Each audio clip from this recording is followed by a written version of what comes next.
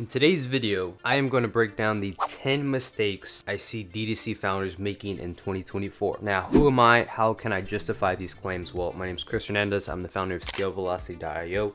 I operate a consulting firm. Essentially, what we do is simply help founders build a house so that they can be set up for exits. Now, I've spoken to loads of founders in different areas within their business, right? I've spoken to bootstrap companies doing, let's say, 10, 15, 20, 30K a month in revenue. I've also consulted brands on the higher end of the spectrum where they're doing 7 figures a month, or even like 50, 100, 150K a month in revenue, around that ballpark number. Now, I'm able to diagnose problems at each sector within their business because there is pretty much the same process across the board, right? A brand that's going from 0 to 1 million a year needs to validate market fit. Once they have market fit, going from 1 to 10 million a year, so essentially, instead of you going 1 to 1 where you have one brand new customer and they're only buying one single SKU, the name of the game is, okay, can you get that same customer to buy 3 times the ratio of what they bought in the past, right? Which is either raising the AOV, different product SKUs you have on your brand, or even something along the lines of maybe they're on a subscription basis where they keep coming back to your business. Now, to go from like 10 million a year to double that in a given year just comes down to continuously raising the AOV. Then you can go into retail, then you can go into other areas outside of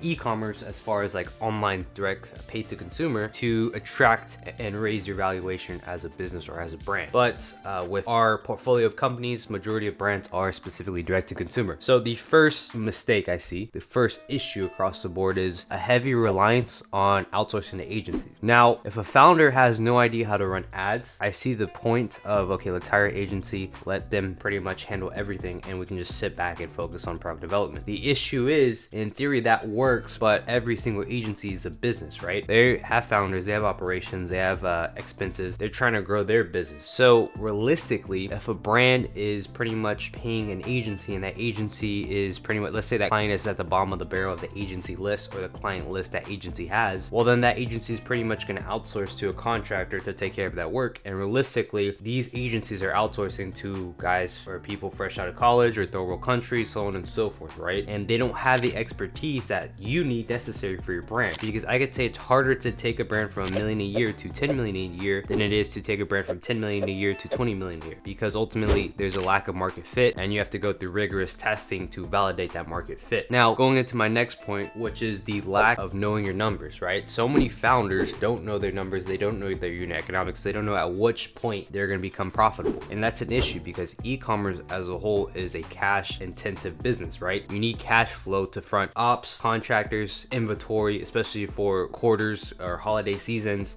You need cash flow to front new product development. If you're not innovating product line, well, then pretty much you're causing your own bottleneck. And realistically, I mean, the most successful e-commerce companies operate at like 10-15% net margin after all expenses. So it's a very rigorous game. And if you don't know your numbers, if you don't know your unit economics, if you're not constantly looking at your P&L sheet month over month to see, okay, how can we consolidate specific areas that are bloated, or how can we increase profit margin on the bottom specter or the bottom sector within the business in regards to, okay, LTV or AOV or so on and so forth, right? If you're not making innovations, well, then that's ultimately holding you back for growth. So it's very important that you know your numbers. Now, this goes into my third phase of mistakes that I see brands make, and that's just they're too slow to operate.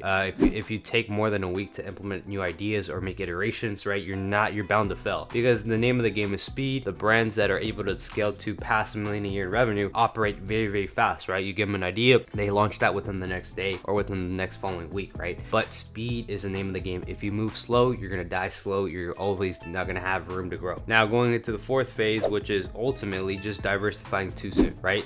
If you're spending less than $10,000 a month on ad spend in Meta, there's no point in you taking that like $2,000 spending on TikTok, $2,000 spending on Google, right? Focus on one single channel, dial in your offers, dial in your sales funnel. From there, once you hit entropy, once you get to 30, 40, 50K a month in ad spend and you've exhausted all your offers, then it makes sense for you to diversify. So it's very important that you consolidate, focus on one channel, push one offer, raise AOV, hit entropy, and then from there it makes sense to diversify. Now, ultimately, my fifth mistake that I have here is pretty much dishing out or diversifying. I covered diversifying too quickly, but ultimately the biggest bottleneck is like no innovation, right? When you're not innovating product line, if you're not getting customers a reason to come back to your business, if you're not providing opportunities with the new product development, you're bound to fail. And ultimately over time, I mean, product line is huge. It's very difficult to scale a brand with one single product. I mean, brands have done it in the past, but if you want the best chance of success, if you look at Amazon, right? Amazon started off as a platform selling books. Then they went into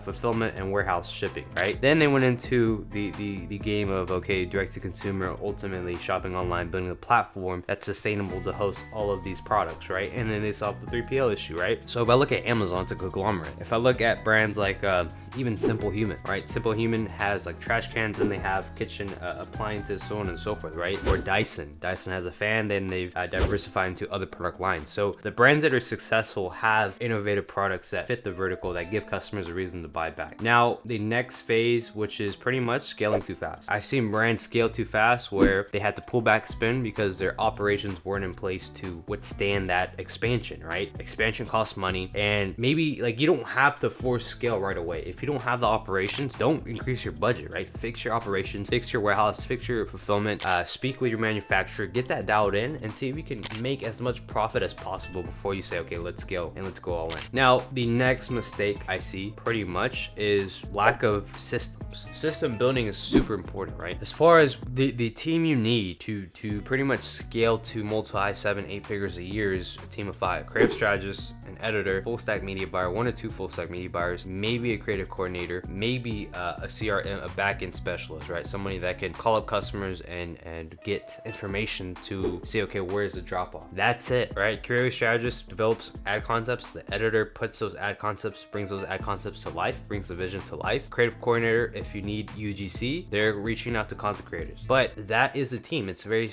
lean, very boutique. Now, this goes to my next mistake. Like, brands are overpaying for UGC. They're overpaying for agencies. They're overpaying for all of these resources that are not necessarily needed. Like, for me personally, when I was running meta ads for Black Friday, majority of our client brands, we were scaling with just static images. We didn't really test a ton of UGC. If we did, UGC is mainly founder videos, right?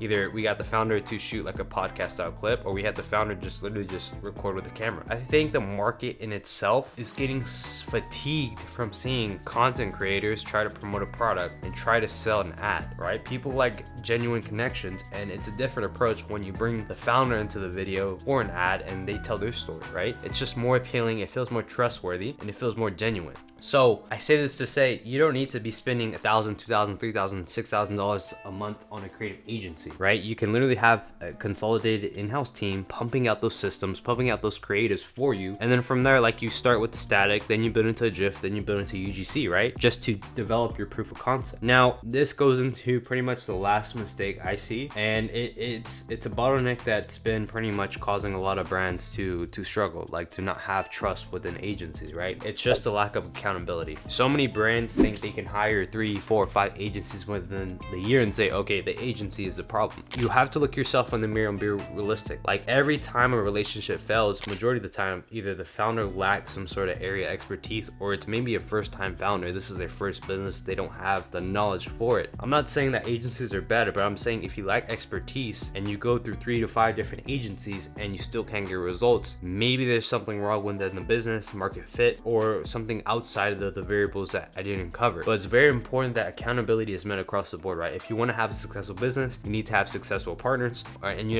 need to have partners that are responsible and take responsibility for every mistake, regardless. Because I've had brands in the past where we worked together and we delivered great results, right? And it came down to the founder provided us with resources we needed. We were very upfront with, hey, these are the resources we need. And then from there, we ultimately get results as a byproduct because we know what we're doing. Now, vice versa, brands that don't succeed with us ultimately don't provide the resources we need, take forever to respond, and ultimately don't innovate their product line, right? They're too busy focusing on resources that are not moving the business forward. Like, it's mainly VC-backed companies that have been my worst clients to work with. VC-backed companies are controlled by investors, and then these people ultimately they're just focused on branding. They're not focused on making profit, making money from ads. They're just focusing on making their brand look pretty instead of operating a real business. So that's kind of the silver lining between a brand that's successful versus a brand that's VC backed, has a ton of money, and they're just wasting time on resources that are not going to move the needle forward for their business. So I say this to say that if you want to scale in 2024, you need to do everything I mentioned as far as a complete 180 shift, right? You got to know your numbers, got to dial in your unit economics, focus on one single channel,